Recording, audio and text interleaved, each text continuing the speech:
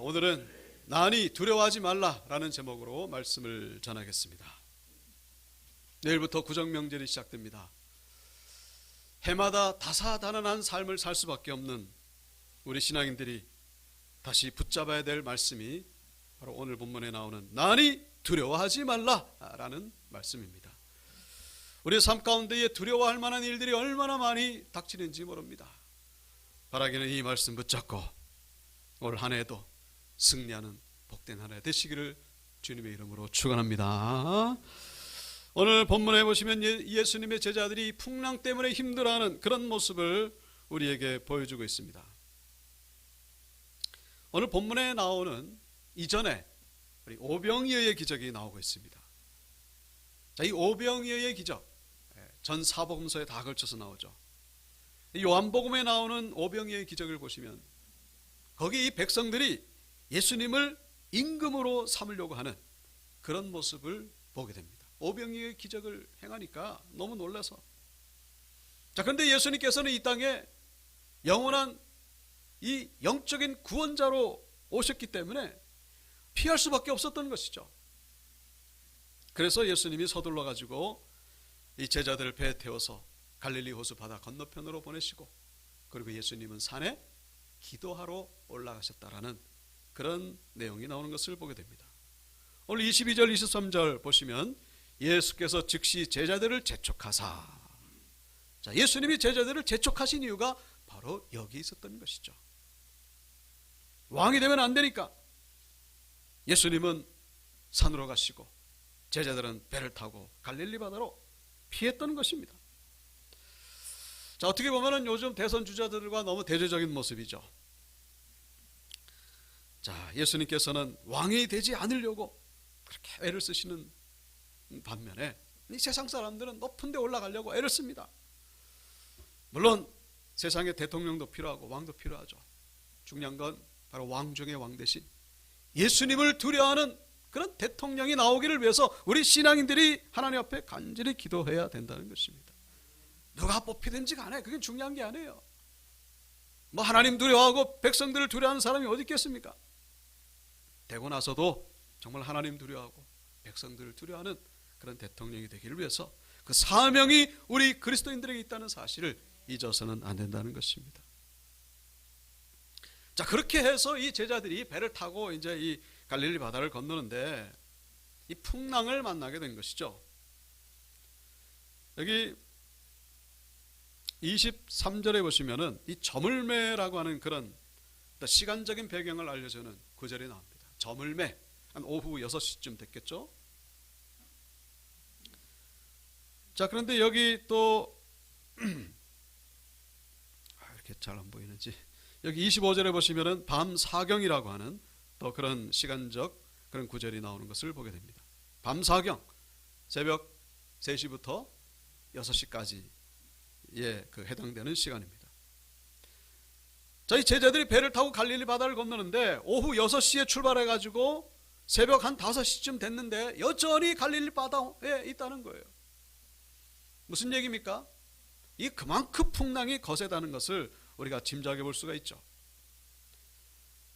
제가 재작년에 그 성지순례 통해서 갈릴리 바다 직접 갔다 왔습니다만은 넓긴 넓어요. 하지만 지금 오후 6시에 출발한 배가 새벽 5시, 거의 뭐 10시간 넘게 그렇게 있어야 될 정도로 넓은 바다는 아닙니다. 그리고 이 본문의 이 제자들의 동선을 가만히 생각해 보면 짧은 거리를 건너는 그런 곳이기 때문에 적어도 한두 시간이면 건널 수 있는 그곳을 지금 거의 반나절 동안, 거의 하루의 절반을 지금 바닷속에 있다는 것. 그리고 제자들 가운데 4명이나 어부 출신이 있음에도 불구하고 이 갈릴리 바다에서 벗어나오지 못했다는 것은 그만큼 풍랑이 거셌다라는 것을 우리가 쉽게 알 수가 있다는 것이죠. 여기 24절에 보시면은 물결로 말미암아 고난을 당하더라. 이 고난을 당하다, 이 헬라어로 바사니조, 그렇게 얘기를 합니다. 이 바사니조가 또 저 요한계시록에 나오는데 거기 보시면 해산의 고통에 해당되는 그런 구절로 사용된 것을 볼 수가 있죠. 엄청난 고통을 지금 이 제자들이 그 바다 한가운데에서 지금 그렇게 당하고 있다는 것을 본문은 우리에게 말씀해 주고 있습니다. 자, 그런데 그때에 이제 예수님께서 바다 위로 걸어서 이 제자들에게 오십니다. 이 제자들이 그 새벽 5시에 엄청나게 바람이 불고 파도가 지금 막 치는데 사람이 걸어오니까 놀랄 수밖에 없죠. 그래서 제자들은 이 유령이라고 생각하게 됩니다. 귀신이다. 지금 물에 빠져 죽게 생겼는데 또 귀신이 나타나니까 이거 뭐 여기 26절에 보시면은 제자들이 그가 바다 위로 걸어오심을 보고 놀라 유령이라 하며 무서워하여 소리 지르거늘 소리 지르다 크라죠. 비명을 지른다 그런 얘기죠.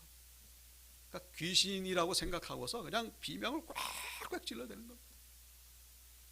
자, 우리가 가만히 생각하면 좀 우스울 수도 있겠습니다만은 당사자들, 제자들은 아마 그렇지 않았을 겁니다. 아마 공포에 질려가지고 극도의 공포 속에서 어찌할 바를 모르는 그런 상황 속에 있는 이 제자들.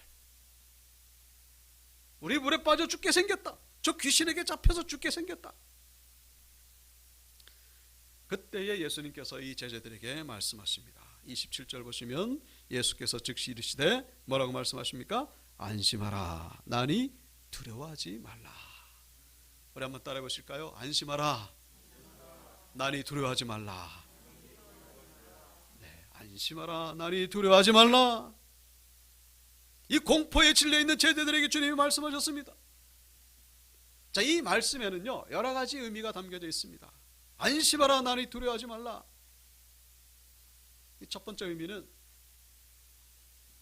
역설적인 표현일 수 있겠습니다만은 첫째는 바로 나를 두려워하라 그런 얘기입니다. 뭐라고요? 나를 두려워해라 그런 얘기예요. 제자들 지금 뭐 때문에 두려워하고 있죠? 귀신 때문에 두려워하고 있다. 귀신 때문에 두려워하지 말고 나를 두려워해라 그런 얘기예요. 다시 말씀드리면 주님을 두려워할 때에, 하나님을 두려워할 때에 귀신을 두려워하지 않을 수 있게 된다 그런 얘기입니다. 우리는 세상을 두려워하지 않습니까? 사람을 두려워하고 돈을 두려워합니다. 왜 그렇습니까? 다른 데 그 원인이 있는 것이 아니라 바로 하나님을 두려워하지 않기 때문에, 하나님을 두려워할 때의 모든 세상으로부터 자유함을 얻게 된다는 사실을 우리가 꼭 기억해야 된다는 것입니다. 사냥개가 호랑이 앞에서는 꼼짝도 못합니다. 그러나 이 사냥개가 호랑이 앞에 막 덤벼드는 그런 경우가 있죠. 왜 언제입니까? 바로 이 사냥개 옆에 뭐가 있을 때? 사냥꾼이 있을 때. 사냥꾼이 옆에 있을 때는요 호랑이가 막 덤벼듭니다. 그 용기가 어디서 나는 겁니까? 다른 것이 아니라 이 사냥개는 호랑이보다 사냥꾼을 두려워하기 때문에, 사냥꾼을 두려워하는 가운데 그런 용기가 생겨나게 된다는 거예요. 우리 안에 하나님을 경외하는 마음이 있을 때에 우리는 세상을 이겨내게 된다는 거예요. 풍랑을 이겨내게 되고 풍랑으로부터 자유함을 얻게 된다는 사실. 하나님을 경외하는 마음이 회복되기를 주님의 이름으로 축원합니다. 두 번째 의미는 바로 내가 너희와 함께한다라는 것이죠. 내가 여기 있다라는 거예요. 나 어디 안 갔다. 내가 어디 안 가고 너희들 지금 이 공포 가운데 있는 그 속에 내가 너희와 함께한다 그런 얘기. 여러분, 예수 그리스도는 무소부재하신 하나님의 아들이심을 기억하시길 주 이름으로 축복합니다. 없는 것이 없는 분이시죠. 예수는 우리 예배드릴 때만 계신 것이 아니라 우리의 삶의 현장에서 함께 하시고 우리의 극도의 고난 가운데에도 주님이 함께 하신다는 사실을 꼭 기억하시기를 축복합니다. 주님은 우리와 함께 하십니다. 제자들은 자기들만 혼자 있는 거라고 생각했는데 착각이었죠. 주님이 오신 거예요. 물 위로 걸어오신 겁니다. 상상할 수 없는 방법으로 주님이 찾아오신 거죠. 한 가지 더 우리가 묵상해 볼 수 있습니다. 무슨 뜻입니까? 나니 두려워하지 말라. 뭐예요? 이 풍랑을 일으킨 자가 바로 나다라는 거예요. 이 풍랑을 일으킨 자가 바로 나다라는 거예요. 영어로 하면은 Don't be afraid. 두려워하지 말라. It's me. 나다. 원래 영어 성경에 It's I라고 되어 있습니다만 It's me. 풍랑을 누가 일으켰냐? 나다라는 거예요. 주님이 이 풍랑의 주권자가 되신다, 그런 얘기죠. 다시 말씀드리면 예수님은 이 풍랑을 일으키셨을 뿐만 아니라 이 풍랑을 잠잠케 하시는 주님이시라는 사실을 우리에게 말씀해 주고 있습니다. 이 풍랑에서 우리가 살아날 수 있는 유일한 비결 뭡니까? 주님만을 붙잡으면 된다는 거예요. 하나님의 자녀로 살아가기만 하면 된다는 거예요. 이 풍랑을 주관하시는 하나님이 자기 자녀들을 죽이시겠는가 하는 것이죠. 얼마 전에 잠깐 말씀드린 이 오징어 게임이라고 하는 이 영화가 전 세계적으로 아주 히트를 쳤었죠. 자, 456명이 참가하는 게임. 근데 이 게임에서 모든 사람들이 다 탈락되고 오직 한 사람만이 최종 우승자로 남게 되면은 결국 456억을 가지게 되는. 근데 문제는 탈락된 455명은 다 죽어야 하는, 다 죽고 한 사람만 살아남아가지고 상금을 타게 되는 그런 무서운 게임이죠. 자, 그런데 이 게임에서 최종 우승자가 아님에도 또 중간에 탈락됐음에도 불구하고 죽지 않은 유일한 한 사람이 있습니다. 영화 속에서는 오일남이라고 불리는 그런 사람이죠. 근데 이 사람이 이 중간에 탈락했음에도 불구하고 안 죽을 수 있었던 유일한 그 비결이 있습니다. 그건 바로 이 게임을 설계했던 장본인이었기 때문에. 이 오징어 게임 어떤 이 프로젝트, 이 엔터테인먼트의 그런 회장으로서 이 게임을 즐기기 위해서 참가했던 거예요. 그 게임을 만든 사람이니까 그 게임에서 죽겠습니까? 그 죽은 척하고 그냥 슬그머니 빠져나온 거죠. 나중에 영화 후반부에 보시면은 이 최종 우승자하고 이 오일남하고 이렇게 상봉하는 장면을 보게 됩니다만, 영화에는 나오지 않는 내용입니다만은 만약에 이 오일남의 자녀들이 이 게임에 참여했다면은 그 자녀들 죽겠습니까? 오일남이 안 죽는 것처럼 탈락해도 이 자녀들은 안 죽는 거예요. 자녀들이니까. 적합한 비유인지는 모르겠습니다만은 우리 인생에 이 오징어 게임과 같은 수많은 풍랑이 일어날 때에 우리가 이 풍랑에서 살아남을 수 있는 유일한 비결은 뭡니까? 이 풍랑을 주관하시는 하나님의 자녀로 살아가는 길. 그때 우리는 풍랑에서 살아남게 된다는 사실. 풍랑을 주관하시는 분은 하나님이심을 기억하시고, 이 풍랑 속에서 나니 두려워하지 말라, 내가 이 풍랑을 주관하고 있노라, 이 음성을 듣게 되시는 여러분들 되시기를 주님의 이름으로 축복합니다. 오늘 본문 28절부터 보시면은 우리가 잘 아시는 베드로가 이 풍랑 위를 걷는 그런 장면 우리에게 보여주고 있죠. 베드로가 대답하여 이르되 주여 만일 주님이시거든 나를 명하사 물 위로 오라 하소서. 오라 하시니 베드로가 배에서 내려 물 위로 걸어서 예수께로 가되. 물 위를 걷는다. 이 중력의 법칙을 거스리는 참 전무후무한, 이 세상에서 유일하게 이 베드로만 물 위를 걸었죠. 우리 주변에 그 사이비 교주들 하는 얘기 가만히 들어보면은 자기가 무슨 성경의 모든 기적을 다 일으켰는데 이 물 위를 걷는 것만 내가 못했다, 뭐 그런 얘기를. 뭐 그것도 사실은 아니죠. 어쨌거나 물 위를 걸었다는 것은 놀라운 기적이 아닐 수가 없습니다. 자, 그런데 이 기적보다도 더 놀라울 수 있는 그런 기적이 있죠. 그게 바로 조금 전까지만 해도 그렇게 비명을 질러대던 그 베드로가 아직도 풍랑이 그 넘실대는 그 물 위를 걸을 수 있을 정도로 그 평안함과 여유를 가지게 되었다라는 사실입니다. 조금 전까지만 해도 그 공포에 질렸던 그 베드로가 지금은요 물 위를 걷고 있어요. 어떻게 이런 일이 가능하겠는가? 다름이 아니라 공포 속에 잠겨있던 베드로의 심령 가운데에 예수님께서 그 심령에 들어오셨기 때문이라는 사실을 우리가 꼭 기억하셔야 된다는 것입니다. 예수님이 들어오실 때 환경이 문제가 아니라 뭐예요? 우리 심령이 문제다. 풍랑 속에서도 여유를 가질 수 있는 것, 결국 심령의 문제다라는 것입니다. 예수님이 들어오실 때 이 풍랑을 이겨낼 수 있다는 사실을 본문은 우리에게 말씀해 주고 있습니다. 자, 그런데 이 30절에 보시면 그 걸은 지 얼마 안 돼 가지고 또 이 물속에 빠져가게 됩니다.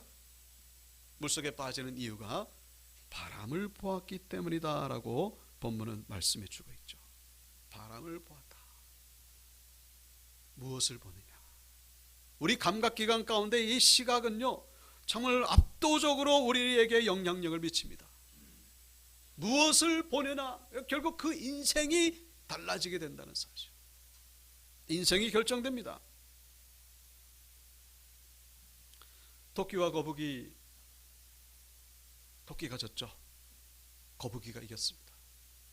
근데 그 원인이 뭔지 아십니까?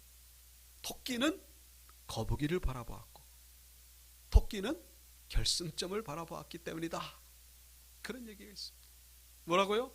토끼는 거북이를 바라봤고 거북이는 결승점을 바라보았기 때문이다.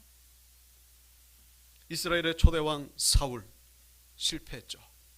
그 인생은 실패했습니다.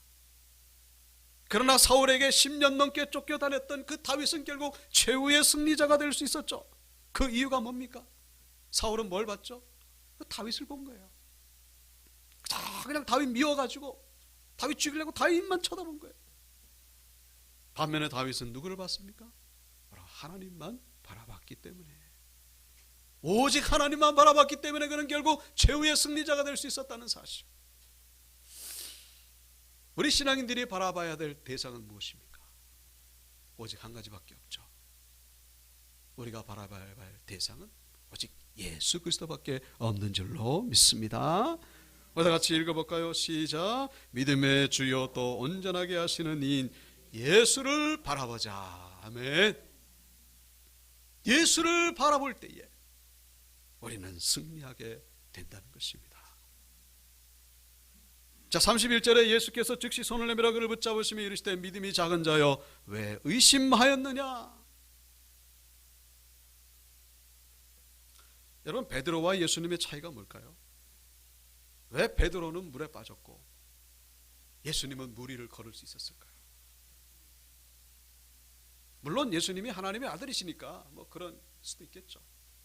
그러나 오늘 본문은 분명히 우리에게 또 다른 대답을 우리에게 주고 있습니다. 예수님이 이 갈릴리 바다 오기 전에 어디 있었다고요? 기도하러 산에 올라가셨어요. 기도하시다가 지금 내려오신 거예요. 무슨 얘기입니까? 예수님의 모든 능력의 원천이 바로 기도로부터 시작됐다는 사실을 우리에게 말씀해 주고 있는 것이죠. 여러분, 우리가 이 풍랑 속에서 주님의 음성을 들어야 된다는 거 알아요. 또 주님을 바라봐야 된다는 거 또 알아요. 그러나 그 믿음이 유지되기가 참 힘듭니다. 그 이유가 뭡니까? 우리 정말 믿음대로 살려고 하고 하나님이 기뻐하시는 모습으로 살려고 하는데, 승리하기를 원하는데 그렇게 안 돼요. 그 이유가 뭐라고요? 다른 데 있는 게 아니라 기도하지 않기 때문에. 승리하기를 원하십니까? 난이 두려워하지 말라 음성 듣기를 원하십니까? 기도의 단을 쌓는 우리 성도님들 되시기를 축복합니다. 매일매일 기도하세요. 단 5분이 됐든지 꾸준히 기도하십니다. 그래야 하나님께서 우리의 삶을 인도하십니다. 그래야 기적을 체험하고, 그래야 간증의 주인공들이 되는 거고, 그래야 역전의 주인공들 되는 거고, 하나님의 살아계심을 피부로 경험할 수 있는 그런 믿음의 주인공들이 된다는 사실, 우리가 잊어서는 안 된다는 것입니다. 마지막으로 32절, 배에 함께 오름에 바람이 그치는지라. 배에 있는 사람들이 예수께 절하며 이르되 진실로 하나님의 아들이로소이다 하더라. 여러분, 예수님께서 풍랑을 주관하시고 또 잔잔케 하시고 그렇게 하시는 이유가 뭡니까? 풍랑에는 목적이 있다는 거예요. 우리 인생 가운데 보는 모든 종류의 풍랑에는 목적이 있습니다. 그 한 가지 뭡니까? 바로 진실로 예수 그리스도께서 하나님의 아들이심을 믿게 하기 위하여, 우리의 믿음이 온전케 하시기 위하여 우리에게 풍랑을 가져다 준다는 사실. 중요한 것은 주님이 우리와 함께 할 때에 바람이 그치게 된다는 사실입니다. 우리 인생의 풍랑이 불 때에 가장 안전한 곳이 어디입니까? 배 안인가요? 배 바깥인가요? 아니면 육지입니까? 여러분, 가장 안전한 곳은 그 어디에도 없고 환경이 우리를 지켜주는 것이 아니라 예수님이 함께 하시는 곳, 그것이 배 아니면 배 아니고 육지면 육지고 주님이 함께 하시는 그곳이 가장 안전지대임을 기억하시고 주님과 동행하시는 온유교 권속들 되시길 주 이름으로 축복합니다.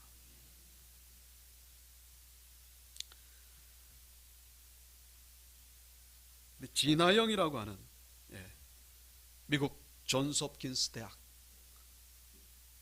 대학 병원의 교수님이십니다. 자, 이 존스 홉킨스 대학 뭐 한번 들어보셨을 겁니다. 좀 세계적인 병원이죠. 근데 이분이 대구의 그 가톨릭 의대를 우수한 성적으로 졸업했는데, 근데 레지던트 시험을 쳤는데 떨어졌어요. 그래서 전에 예상치 못했던 결과였기 때문에 그것을 계기로 미국에 가서 시험을 봤는데 미국에서는 아주 우수한 성적으로 붙었습니다. 그래서 내친 김에 거기서 이제 의사가 되고 또 교수까지 올라가게 되는. 그래서 존스 홉킨스 대학의 또 거기 출신의 또 의사분과 또 이렇게 결혼을 하게 되고, 한국인입니다만. 더 중요한 것은 이 미국에 가서 그 교수가 되는 과정이 또 얼마나 힘들었겠습니까? 그 어려운 과정 속에서 예수님을 인격적으로 만나게 되고 신앙인이 됐는데, 자, 그렇게 생활하던 가운데에 위기를 당하게 됩니다. 2017년 얼마 안 됐죠. 그때 갑자기 이 몸에 증상이 오는데 두통과 메스꺼움과 어지러움과 그리고 이 엄청난 그 피로감이 몰려오는데, 이 병적인 피로감 어떻게 말로 다 할 수 없을 정도. 원래 이분이 그 에베레스트 정상을 밟았던, 그리고 스카이다이빙, 그리고 뭐 권투 연습도 하고 아주 에너지가 넘치는 그런 분입니다. 이 뭐 환자인 것 같은데 환자 같지가 않죠.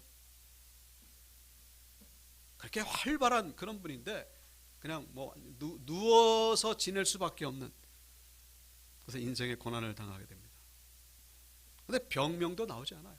6개월 만에 그 진단이 결국 밝혀졌는데, 이름이 신경맥의 저혈압 및 기립성 빈맥 증후군.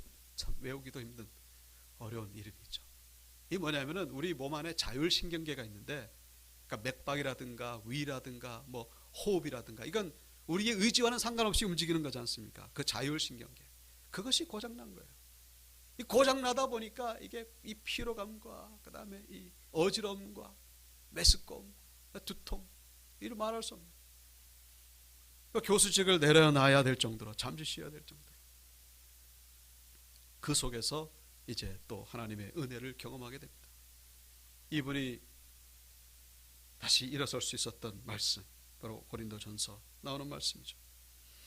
사람이 감당할 시험 밖에는 너희가 당한 것이 없나니 오직 하나님은 미쁘사 너희가 감당하지 못할 시험 당함을 허락하지 아니하시고 시험 당할 즈음에 또한 피할 길을 내사 너희로 능히 감당하게 하시느니라. 이분이 세바시라고 하는 TV 프로그램이 있습니다. 세상을 바꾸는 시간 15분. 거기 나와서 뭐라고 강연을 했냐면은 Everything is happening for you, not to you. 근데 이분의 표현대로 해석하면 그래요. 제가 번역한 게 아니라 이분의 번역입니다. 모든 일은 너를 엿먹이기 위해서 일어난 일이 아니라 너를 위해서 일어난 일이다. 그러니까 우리 인생 가운데 일어나는 풍랑, 이것이 우리를 엿먹이기 위해서가 아니라 우리를 위해서 일어난 일이다. 그거를 깨달았다는 거예요. 이 고린도전서 좀 전에 나온 이 말씀의 현대적인 번역이라고 할 수 있겠죠. 우리에게 일어나는 풍랑이 우리를 엿먹이는 것이 아니라 우리를 위해서 일어나는 일이다. 지금은 아직도 투병하는데 이게 낫질 않아요. 난치병이기 때문에. 그래서 어렵게 정신과, 소아정신과 이 일을 감당하고 있는데, 근데 이분의 고백이 그렇습니다. 아프기 전으로 돌아가고 싶지 않다는 거예요. 지금이 너무 행복하다는 거예요. 너무 기쁘다는 거예요. 내가 몰랐던 것을 깨닫고 이 거짓말이 아니라는 거예요. 풍랑 속에서 주님의 음성을 들은 그런 모습을 우리가 볼 수가 있습니다. 말씀을 마치겠습니다. 풍랑 속에 계십니까? 주님의 음성, 나니 두려워하지 말라, 나니 두려워하지 말라, 이 음성 들으시고 이 풍랑 위를 걸으시고 이 풍랑이 잠잠케 되는 그런 놀라운 역사를 경험하시는 우리 온유교회 권속들 다 되시길 주님의 이름으로 축원합니다.